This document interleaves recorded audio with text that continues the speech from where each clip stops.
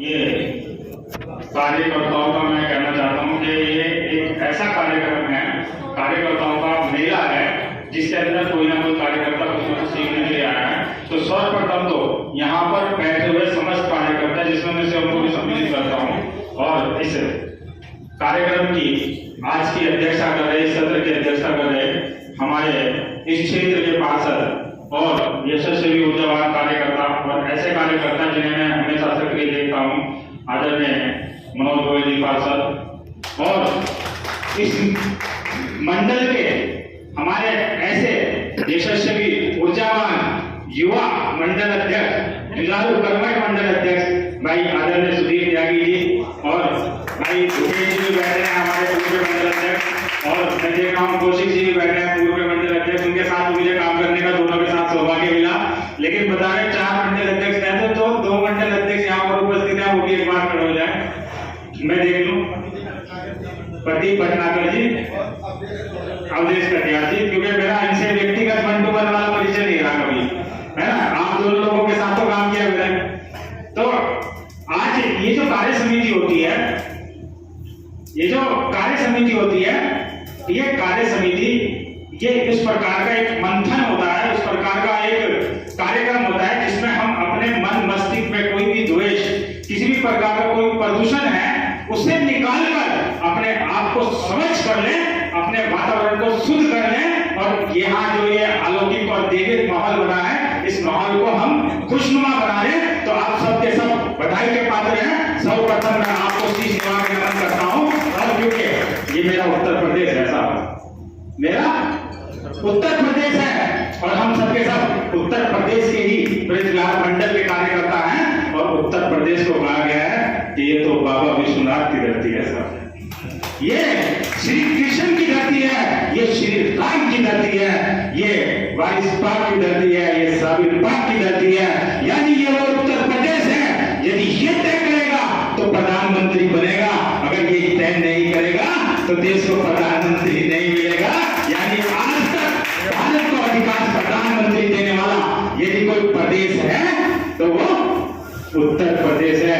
और मैं बड़े फक्र से कहना चाहता हूं कि विश्व में जिसका टंका आज बज रहा है वो भी मेरे उत्तर प्रदेश की काशी से होते हुए प्रधानमंत्री बने, आदरणीय नरेंद्र मोदी जी।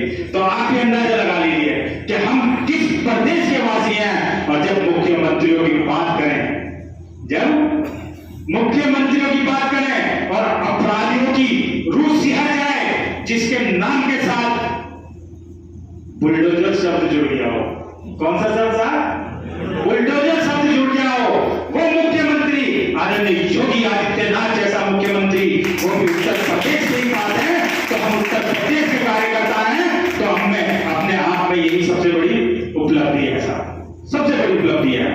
और कार्य समिति हम आगे के कार्यक्रम तय करते हैं, कार्य योजना कार्यकर्ता तक पहुंचानी होती है, यही कार्य मुझे मिला है, वो काम भी मैं करूंगा। ऐसा नहीं है कि संगठन का काम कहीं छूट जाएगा, लेकिन वास्तव में ये जो काम होते हैं यहाँ बैठ के हमारी लीडरशिप को, क्योंकि जो लोग आगे बढ़ गए, आदरणीय भूपेश जी बैठे हैं, विनेश कौशिक जी बैठे हैं, पूर्व के 2 मंडल अध्यक्ष और बैठे हैं और एक वर्तमान मंडल अध्यक्ष बैठे हैं। तो ये इस मंडल के हमारे नेता हैं साहब, हमारे नेता हैं इस मंडल के। तो इन नेताओं को ऐसे कार्यक्रमों के माध्यम से कार्यकर्ता निर्माण का दायित्व मिलता है। और ये अगर अपनी ईमानदारी से नए और 4 ऐसे कार्यकर्ता पैदा करें कि आने वाले 20 वर्षों में वो इस मंडल का नेतृत्व करें, तो ये कार्यकारिणी अपनी सफल होती है। तो इसलिए कार्यकारिणी, तो ये कार्यकर्ता निर्माण के लिए है। तो आज प्रदेश में जो नेतृत्व है हमारा, आदरणीय प्रदेश के यशस्वी अध्यक्ष, उन्हें तो मैं ये कहता हूं कि वो कार्यकर्ताओं की भट्टी में तपा हुआ कुंदन है साहब, जो हमारे प्रदेश अध्यक्ष हैं। वो कार्यकर्ता, वो तो श्रेष्ठ कार्यकर्ता है जिसे हम स्वतंत्र देव सिंह के नाम से जानते हैं। वो कार्यकर्ता जिसने कार्यकर्ता के हर जीवन को, हर एंगल को, हर आयाम को बहुत बखूबी जिया है, बड़ी गहराई से जिया है। और जब जाके वो इस मकाम पर पहुंचे, और मैं पीड़ा की अगर बात करूं तो पीड़ा तो किसी को होती है साहब, ये कार्यकर्ता है। पीड़ा सहगी, उसमें नेतृत्व क्षमता पैदा होती है। यदि उसे विचलित न किया जाए, यदि उसका कहीं शोषण ना हो, तो वो नेतृत्व कर ही नहीं सकता, वो मजबूत हो ही नहीं सकता। क्योंकि जिस प्रकार से मिट्टी का कच्चा घड़ा आग की भट्टी में तब तक ही इस लायक बनता है कि उस श्रम में पानी भी रख सके और पैसे की प्यास भी बुझा सके। उसी प्रकार से हमारा नेतृत्व वो कठिनाइयां सहकर, शोषण सहकर, परिस्थितियों में विडंबना सहकर, दुख सहकर, मैं यहां तक कहना चाहता हूं कि हर प्रकार की पीड़ा सहकर ही नेतृत्व करने के लिए सक्षम होता है। और यदि सर्वाधिक इस प्रदेश में मेरी नजरों में किसी कार्यकर्ता ने पीड़ा सही है तो वो भी यशस्वी प्रदेश के अध्यक्ष आदरणीय सत्यदेव सिंह जी भाई साहब हैं, क्योंकि हर कार्यकर्ता की पीड़ा को वो जानते हैं। लेकिन हमारा सौभाग्य है, अब चूंकि बात मुझे रखनी है, मुझे भी रखनी है, लेकिन हमारा सौभाग्य जैसे हमारे पास राष्ट्र में मोदी जी के साथ आधुनिक भारत के चाणक्य आदरणीय अमित शाह जी हैं, तो हमारे पास उत्तर प्रदेश के चाणक्य आदरणीय सुनील बंसल जी भाई साहब भी हैं। उनके सामने अगर हम किसी कार्यकर्ता का नाम मात्र ले लें, केवल ये बता दें अमुक मंडल का बड़ा कार्यकर्ता, तो उसकी पूरी कुंडली, पूरी जीवनी उनके पास है। ऐसा बुद्धिमान चाणक्य संगठन महामंत्री के रूप में हमारे पास है। और यदि हम अपने नेतृत्व की बात करें तो आज हमारे पास युवा जुझारू कर्मठ क्षेत्रीय अध्यक्ष, ऐसा ऊर्जावान क्षेत्रीय अध्यक्ष, महाबलशाली महापराक्रमी, जो चाहे परिवर्तन कर दे। क्योंकि अभी हमने देखा है ना भाई साहब, पश्चिम में जब जिला पंचायत हुए, ब्लॉक प्रमुख के चुनाव हुए, उससे पहले उपचुनाव हुए विधानसभा के, तो हमने आदरणीय मोहित बेनीवाल जी के नेतृत्व को भी देखा है। और हम अगर अपने महानगर में आते हैं तो संजीव शर्मा जी एक ऐसा चेहरा जो वास्तव में बड़े लंबे समय से ऐसा सेक्रीफाइस के साथ संगठन में समर्पण किए हुआ था कि ये महानगर अध्यक्ष की कुर्सी, हकीकत बता रहा हूं साहब, ये महानगर अध्यक्ष की कुर्सी संजीव शर्मा जैसे अध्यक्षों का इंतजार करती है। ऐसे नेतृत्व को पाकर ये कुर्सी सुशोभित होती है। जबकि कुछ लोग होते हैं कि जब वो कुर्सी पे आते हैं तो लोग उन्हें जानते हैं, कुर्सी से चले जाते हैं तो भूल जाते हैं। तो ऐसा नेतृत्व हमारे पास महानगर में भी है। तो हम अपने नेतृत्व की बात करते हुए अपनी बात आ गई है, क्योंकि मंडल के यशस्वी अध्यक्ष तो यहाँ ऊर्जावान यहाँ मौजूद है ही। तो मैं अपने बारे में सिर्फ अपना परिचय इतना करवाना चाहता हूँ आप सभी कार्यकर्ताओं से कि जब भी मेरी कहानी लिखो, जब भी मेरी कहानी लिखो, पहले सच्चा हिंदुस्तानी लिखो। और बात आए जो तीन धर्म की, धर्म मेरा इंसानी लिखो। और यहाँ मंदिर है, वहां मस्जिद है, यहाँ राम लिखो, वहां रहमान लिखो। और मेरे भाग्य के लिखने वाले कार्यकर्ता बंधुओं, मेरे शरीर के हर एक हिस्से पर हिंदुस्तान लिखो, हिंदुस्तान लिखो। भारत माता की जय, भारत माता की जय। तो मैं कार्य को गति देते हुए कार्यक्रम को आगे बढ़ाना है। तो हमने भाजपा में, केवल भाजपा ही एक ऐसी पार्टी है, हमने ये सीखा है कि हम आज भी डायरी पेन लेके जाते हैं। यानी विद्यालय छूट गया, लेकिन हम विद्यार्थी तब तक हैं जब तक भारतीय जनता पार्टी का अस्तित्व है। यहाँ हर दिन हम कुछ ना कुछ सीख के जाते हैं और हम यहाँ काफी कलम के साथ छात्र की तरह आते हैं और अपनी कार्य योजनाएं लिख के लेके जाते हैं। चाहे पार्टी सत्ता में पूरे भारत के एक राज्य में आ जाए, एक ब्लॉक में आ जाए, लेकिन हमारी कथनी और करनी वो बराबर चलती है। हम ऐसा नहीं है कि जब तक संगठन है, जब तक सरकार नहीं बनी, और जब सरकार बनती है दिलों की, तो वो क्या करते हैं साहब, वो माल बटोरने में लग जाते हैं। लेकिन यहाँ संगठन अपना काम निरंतर करता है। तो मुझे आपको कुछ जानकारी भी देनी थी। तो यहाँ कल हमने प्रदेश के अंदर देखा, लखनऊ के अंदर एक कार्यक्रम था, तो वहां लगभग 67 जिला पंचायत के अध्यक्ष वहां पे चुने हुए पहुंचे।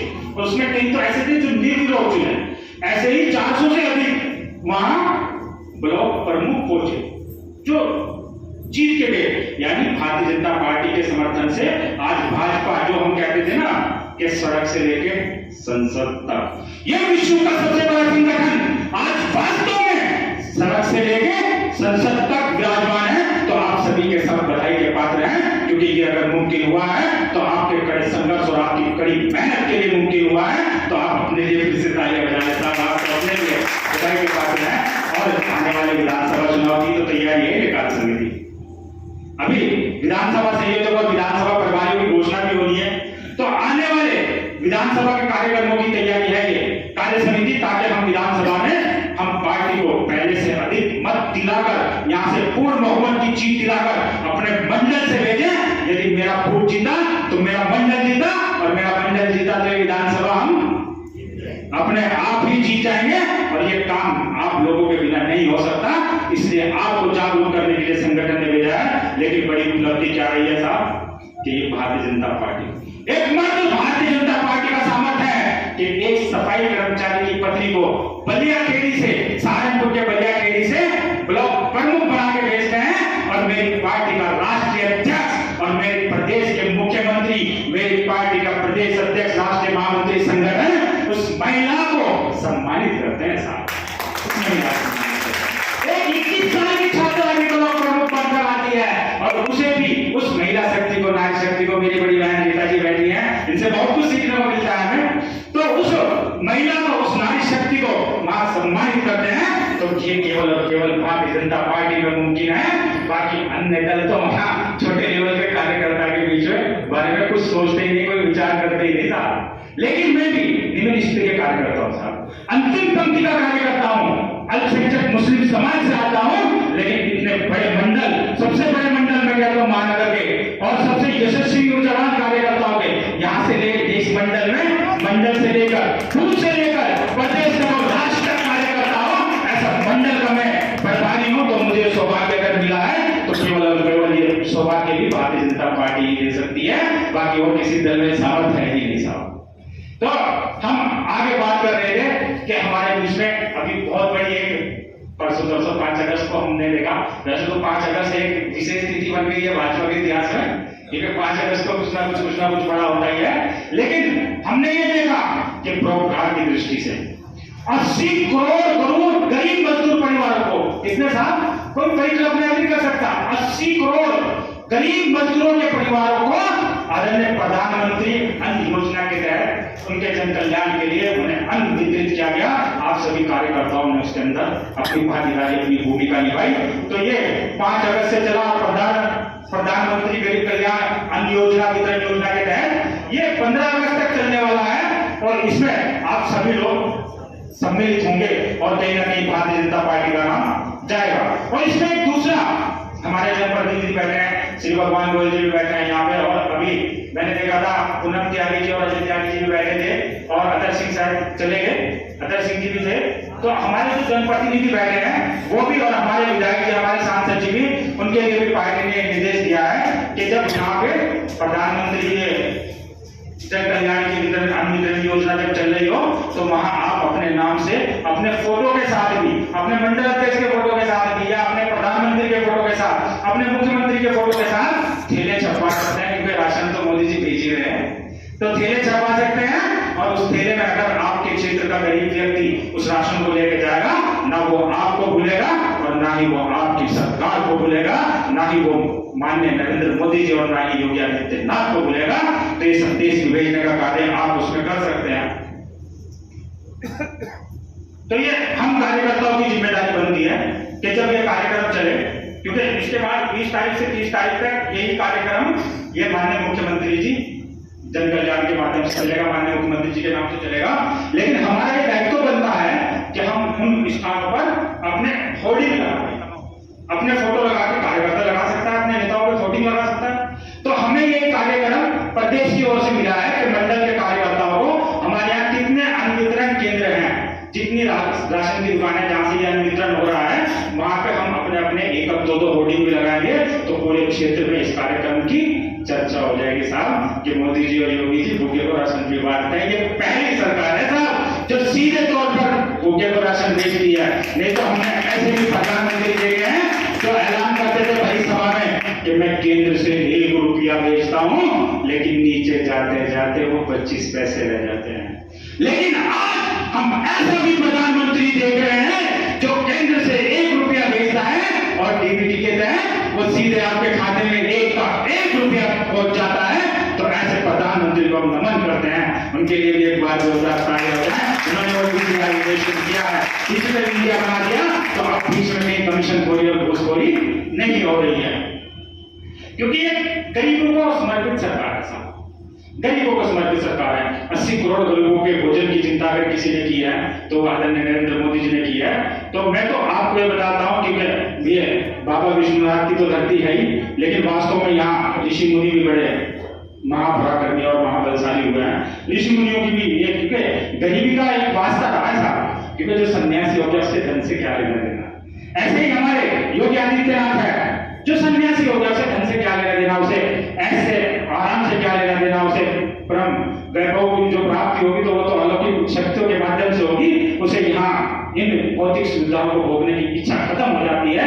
तो ऐसे ही हमारे यहाँ एक ऋषि मुनि हुए हैं, आपने नाम सुना होगा, एक छोटी सी कहावत मैं बता देता हूँ कि मन चंगा कटौती में गंगा, मन चंगा कटौती में गंगा। आपका जूते काटने का काम था साहब, जूते बनाने का काम था, लेकिन वो बालकाल से भी ऐसे थे। बचपन में उनके पिता ने कहा, पिता भी जूते बना देते, उन्होंने कहा भाई ये 4 जोड़ी जूते रोज बेच के आने हैं। क्या कहा साहब, ये 4 जोड़ी जूते रोज बेच के आने हैं, 4 आने का एक जूता बिकेगा, 1 रुपया ला के अपने घर में देना है। उन्होंने कहा ठीक है पिताजी। अब जो पिता ने कहा हम आज्ञाकारी हो रहा, जो पिता ने कहा वो शुरू हो गए, 4 जोड़ी जूते लेते बालकाल में और बेचने के लिए निकल जाते। लेकिन रास्ते में एक दिन एक गरीब लड़का रहा मिला और पैरों में कांटे छुपे हुए और पैर खून से लथपथ उसके, लेकिन लकड़ी काट रहा है, भाई भरण पोषण करना है, पेट पालना है, परिवार पालना है, लकड़ी काट रहा है। अब ये दशा उनसे देखी नहीं। तो मैं ऋषि ने कहा कि साहब तुम भी एक जोड़ी जूते पहन लो 4 आने के। कहने लगा 4 आने के, अरे मैं अब जाऊंगा ये लकड़ी इकट्ठी करके बाजार में दूंगा, हो सकता है 4 आने की बिक जाए और मेरे घर का परिवार का खर्चा चल जाए। मैं पूरे दिन में 4 आने की लकड़ी इकट्ठी नहीं कर पाता, मैं 4 आने के जूते पहनूंगा। तो बालकाल में ही उन्होंने वो जूते मुफ्त में पहना दिए, लेकिन किसी का दर्द देखा नहीं गया। वो पीड़ा लकड़ आने की उनसे देखी नहीं गई। घर पहुंचे, पिता ने डांटे पर कहने तो मुझे घाटा करा देगा। ऐसे ऐसे चिंतन वाले, ऐसे मन वाले, ऐसे महर्षि। तो जो उनकी मैं कहावत की बात कर रहा था, वो बचपन से ऐसे थे, लेकिन ये हुआ कैसे, ये क्या चीज थी? ये उनके अंदर की निष्ठा, ईमानदारी थी।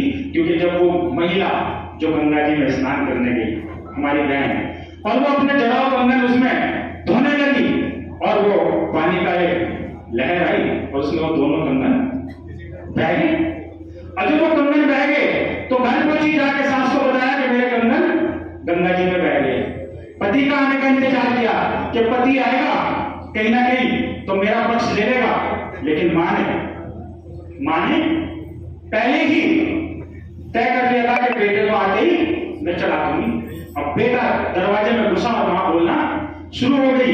बेटे ने पत्नी की एक बात न सुनी और घर से निकाल दी। अब वो महिला, वो गरीब महिला, वो रोती हुई पैदल निकल पड़ी। जब सास ने और पति ने घर से निकाल दिया, क्या करे? अब उसके चलते चलते दुर्भाग्य के पांव की चप्पल भी टूट गई।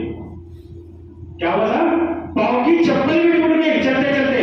और वो पांव की चप्पल लेके जिस मोची बाबा के सामने गई और कहा कि बाबा मेरी ये चप्पल जोड़ दो, मुझे बहुत दूर का सफर तय करना है और मेरे पैर की ये चप्पल भी टूट गई। बाबा चप्पल जोड़ने लगे तो चप्पल जोड़ते जोड़ते देखा कि नीचे आंसू टपक रहे। और बाबा ने तो अपने काम से काम था, नजर उठा के देखा ही नहीं था। अब आंसू टपक रहे, वो महिला रो रही है। अब बाबा चप्पल जोड़ते जोड़ते बाबा ने जब ऊपर देखा, कहा है मेरी बेटी, तुझे क्या तकलीफ है, क्या दुख है, क्यों रो रही है? ये तुझे चप्पल जुटानी इसके पैसे मत देना, मैं तुझसे नहीं लूंगा कुछ भी, क्योंकि वो तो बचपन से ऐसे थे साहब, बचपन से ऐसे थे। तो उसने कहा मैं नहीं लूंगी। उसने कहा नहीं बाबा ऐसा नहीं है। उसने अपनी दुख भरी कहानी बताई। कहने लगे अच्छा ऐसा हुआ तेरे साथ? उसने कहा बाबा पति ने एक नहीं सुनी, जो मां ने कहा वो मान लिया और मुझे घर से निकाल दिया। अब मेरा घर भी बहुत दूर है, पता नहीं मैं कैसे पहुंच पाऊंगी। तो वहीं वो चमन रखा था जिसमें जूते भी होते हैं। तो कहा बाबा ने, ए मां, ए गंगा मां, मेरी इस बच्ची की कंगन दे दे। और उसी में से हाथ निकला और वो कंगन बाबा के हाथ में आ गई। कहा बेटी यही देखे तेरे कंगन, पहचान और दे दिए। और कहा क्या तू दे दे अपनी सास को जाके और कहना कि मेरे फकीर बाबा ने दे दिए। तब ये कहावत हुई कि मन मन चंगा करोती में गंगा। लेकिन ये शक्ति आई कहां से साहब? ये शक्ति आई हलाल की रोजी खाने से, ये शक्ति आई ईमानदारी का जीवन व्यतीत करने से, ये शक्ति आई दूसरे की राह का घोड़ा करने से। अगर मेरे मंडल से कोई मेरा भाई आगे बढ़ता है तो मुझे प्रसन्नता होनी चाहिए। यदि भूपेश जी का कार्य मुझसे अच्छा है तो मुझे प्रसन्नता होनी चाहिए। यदि दिनेश जी कौशिक का कार्यकाल मुझसे अच्छा रहा है तो मुझे प्रसन्नता होनी चाहिए। यानी यहाँ बैठे हुए व्यक्ति का जब हम कार्यकर्ता निर्माण करेंगे उसे निष्ठा ईमानदारी के साथ आगे बढ़ाएंगे, यकीन मानना वो चमत्कारी होगा। क्योंकि महाराज श्री राम चमत्कार इसीलिए तो हुए कि सौतेली माँ के कहने पर जहां रात को राज्याभिषेक बना था और सुबह को वनवास के लिए चल दिए। तो आप भी अंदाजा लगाइए ये निष्ठा ईमानदारी आपको आपके व्यक्तित्व को निखार कर आपको पुरुष से महापुरुष बना दिया है, आपको आत्मा से महात्मा बना दिया है। तो भारतीय जनता पार्टी में कार्य समिति उस कार्यकर्ता निर्माण के लिए है। तो आप वास्तव में सबके सब बधाई के पात्र हैं, आप अपना कीमती समय यहाँ दे रहे हैं। तो मैं आपको संगठन के कार्यक्रम भी आप तक पहुंचाने हैं, अपनी बात भी रखता चलूंगा।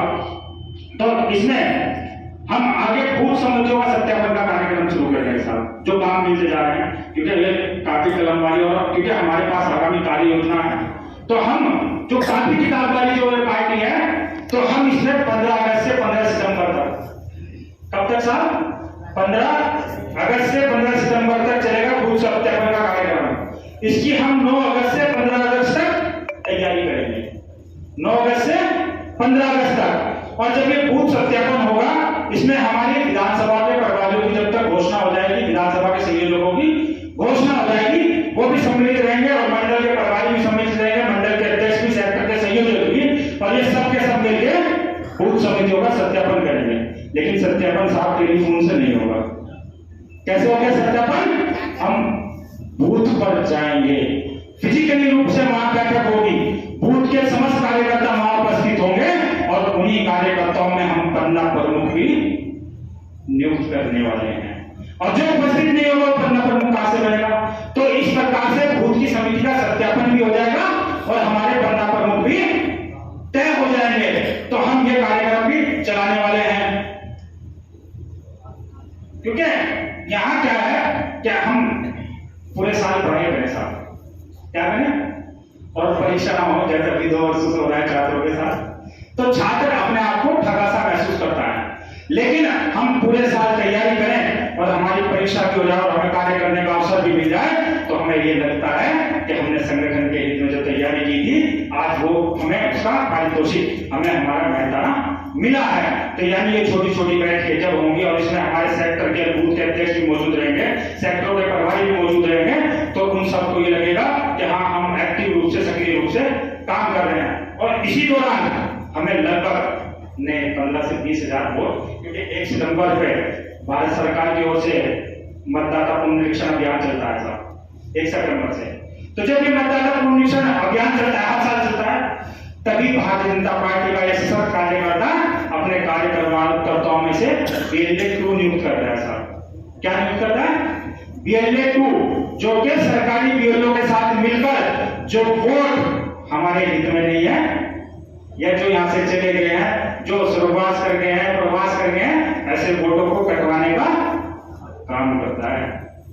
यानी जो वोट हमें मिलने वाला है और जो हमारे अपने बच्चे 18 साल की आयु को पहुंच गए हैं, 18 साल के हो गए हैं हमारे नई जनरेशन, और जो कहीं से माइग्रेट होकर आया है, अभी दूसरे क्षेत्र में रहता था, इस क्षेत्र में आ गया, ऐसे लोगों को चिन्हित करके हमें अपनी पार्टी, भारतीय जनता पार्टी के हित में लगभग 15 से 20 हजार वोटों को बढ़ाना है।